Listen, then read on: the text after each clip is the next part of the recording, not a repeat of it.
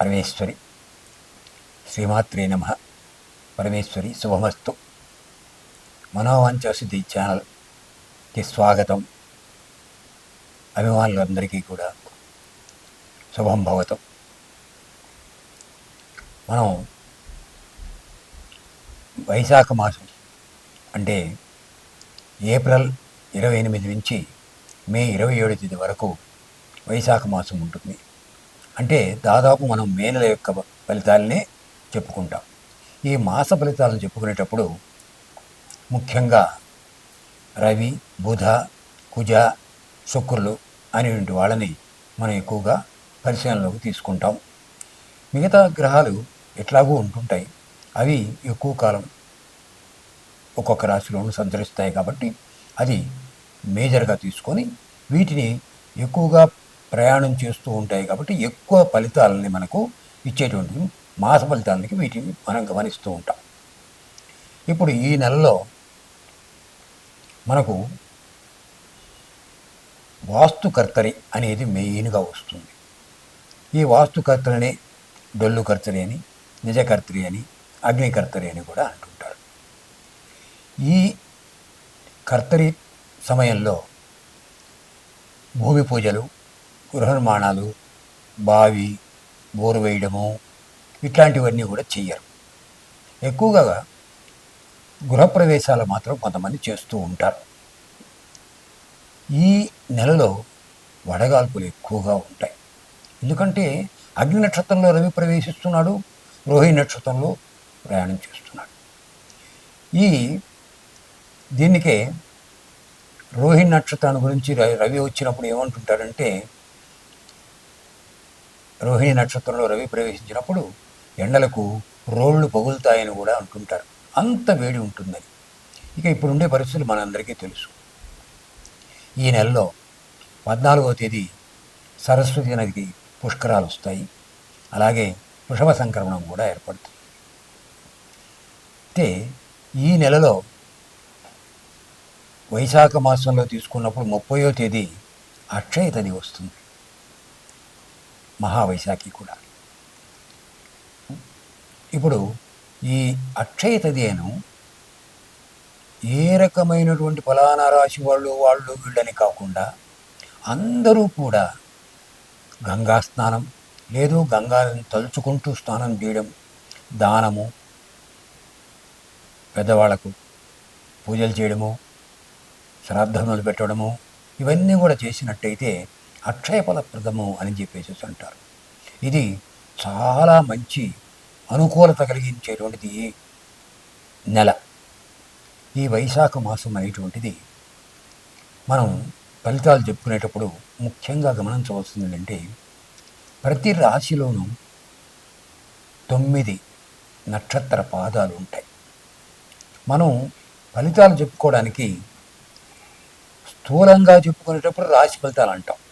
కానీ ఆ రాశుల్లో ఉండేటువంటి నక్షత్రాలను మనం తీసుకున్నట్టయితే అప్పుడు ఆ నక్షత్రాల్లో పుట్టిన వాళ్ళకి ఎలా ఉంటుంది అనేటువంటిది మనం చక్కగా తెలుసుకోవచ్చు. ఇప్పుడు ఈ నక్షత్రాల ఫలితాలు తీసుకునేటప్పుడు ఏమిటంటే, ఒక విశేషం ఎందుకు తీసుకుంటున్నాము, ఎందుకు మే నెల చెప్పకుండా వైశాఖ మాసాన్ని ఎందుకు తీసుకుంటున్నాము అంటే, శాస్త్రంలో ప్రతి మాసానికి ఒక మాస నక్షత్రానికి, ప్రతి నక్షత్రానికి మాసానికి అధిపతి ఉంటారు. అంటే మాసాధిపతి ప్రతి నక్షత్రానికి మారుతూ ఉంటుంది. ఆ మాసాధిపతి ఆ నక్షత్రానికి సంబంధించినంత వరకు కూడా ఫలితాలు ఆ నెలలు ఆయన చూసుకుంటుంటారు, అధిపతి కనుక. సో ఇలా మనం నక్షత్రాల బట్టి కానీ మనం ఫలితాలు కానీ తీసుకోగలిగినట్టయితే ప్రతి రాశి ఫలితాలు కూడా మరింత సూక్ష్మంగా తెలుసుకోవడానికి ఎక్కువ అవకాశం వస్తుంది. దీన్ని మీకు ప్రతి రాశి ఫలితాలు చెప్పేటప్పుడు ఎందుకని ఈ నక్షత్ర ఫలితాలు మనం ఎక్కువగా విశేషంగా తీసుకుంటున్నామని కూడా నేను వివరిస్తాను. ఈ నెల ప్రతి ఒక్క వారు కూడా చాలా అనుకూలంగా ఉండేట్టుగాను, అందరికీ మనోవాంఛలు సిద్ధించేటట్టుగా మనోవాంఛ సిద్ధి ఛానల్ మీ అందరికీ కూడా మంచి జరగాలని కోరుకుంటూ ఉన్నది. స్వస్తి. వైశాఖ మాసం అంటే ఏప్రిల్ 28 నుంచి మే 27 వరకు, అంటే దాదాపు మే నెల ఫలితాలే అన్నమాట. ఇప్పుడు ఈ మేషరాశి అనేటువంటి దాంట్లో మనకు తెలుసు అశ్విని భరణి కృత్తిక నక్షత్రాల మొదటి పాదం ఉంటుందని. ఈ మేషరాశి వాళ్ళకి శుక్రకేతువులు శుభులు ఈ మాసంలో, రవి గురువులు అర్ధశుభులు. ఈ మాసంలో గ్రహస్థితి చూస్తే శని, రాహువు, బుధుడు, శుక్రుడు అంతా కూడా మేన రాశిలో ఉంటారు. రవి మేషరాశిలోనూ వృషభ రాశిలోనూ ప్రయాణం చేస్తారు. బుధుడు కూడా మీనరాశిలో నుండి మేషరాశికి వస్తారు. అంటే ఇక్కడ రేవతి నక్షత్రం నుంచి అశ్విని నక్షత్రానికి వస్తారనమాట. అలాగే గురువు 15వ తారీఖు నాడు వృషభ రాశి నుంచి మిథున రాశికి వెళ్తారు. కుజుడు కర్కాటక రాశిలో ఉంటారు. కేతువు కన్యారాశిలో ఉంటారు. ఆ తర్వాత సింహరాశికి వస్తారు. అది మే 19వ తారీఖు. సో రాహువు కూడా మీనరాశిలో ఉంటారు. తర్వాత కుంభరాశికి వస్తారు. ఇప్పుడు ఇక్కడ ఏంటంటే చూడండి, ఆ రాశి మనం చెప్పుకునేటప్పుడు నక్షత్రాలు తీసుకున్నప్పుడు ఒకే నక్షత్రం కానీ పాదాల తేడాతో రాహువు రాహువు మీనరాశిలోను కుంభరాశిలోనూ ఉంటారు. అలాగే కేతువు కూడా కన్యా సింహరాశిలో ఉంటారు.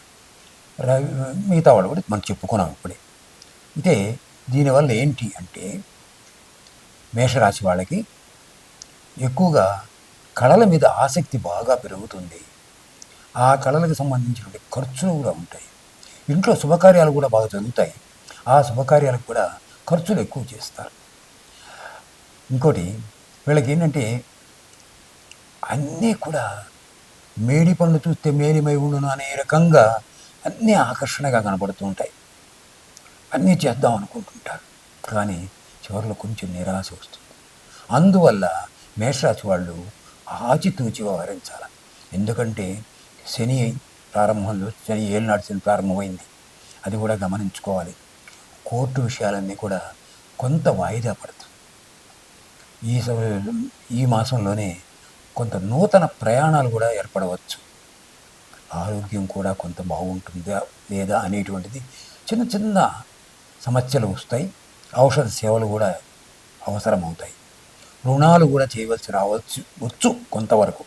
కానీ మిగతా గ్రహ ఫలితాల వల్ల చాలా అనుకూలత ఉంది. ఇప్పుడు ఈ మేషరాశిలో ఉండేటువంటి అశ్విని నక్షత్రానికి కేతువు అధిపతి. ఈ కేతువు అధిపతి అయినందువల్ల ఎక్కువగా కూడా దైవ దర్శనాలు, క్షేత్ర సందర్శనాలు ఇవన్నీ కూడా ఏర్పడుతూ ఉంటాయి. భరణి నక్షత్రంలో ఉండేటువంటి మాసానికి అధిపతి శని. ఆ వారు ఏళ్ళు నడిచిన ప్రారంభమైనప్పటికీ ప్రారంభంలో ఉన్నారు కాబట్టి ఎక్కువగా ఫలితాలు చెడు ఇవ్వరు.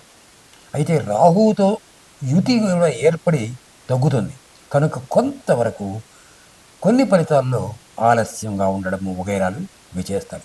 కానీ భరణి నక్షత్రం వాళ్ళకి మాత్రం ఈ నెల చాలా బాగా ఉంటుంది. ఇక కృత్తికా నక్షత్రానికి మాసాధిపతి కుజుడు, వారు కూడా కొంత ఔషధ సేవలు ఎక్కువగా రావచ్చేమో కానీ మిగతావంతా కూడా చాలా బాగా ఉంటుంది. భూ సంబంధమైన విషయాల గురించి ఎక్కువగా ప్రస్తాపనలు వస్తూ ఉంటాయి. ఈ మేషరాశి వాళ్ళకి ఈ మే నెలలో 13, 14, 15 తేదీల్లో చంద్రాష్టమం ఏర్పడుతుంది. అందువల్ల ఆ సమయంలో వాళ్ళు కొంచెం భావోద్వేగాలు ఎక్కువగా పెరుగుతాయి కనుక వాటిని కంట్రోల్ చేసుకోవడంలో సంయమనం పాటించడం కొంత అవసరం. ఈ రకంగా కానీ చేసినట్టయితే ఈ నెల మీరు కోరుకున్న కోరికలన్నీ తీరుతాయి. అంటే మనోవాంఛలన్నీ కూడా సిద్ధిస్తాయి.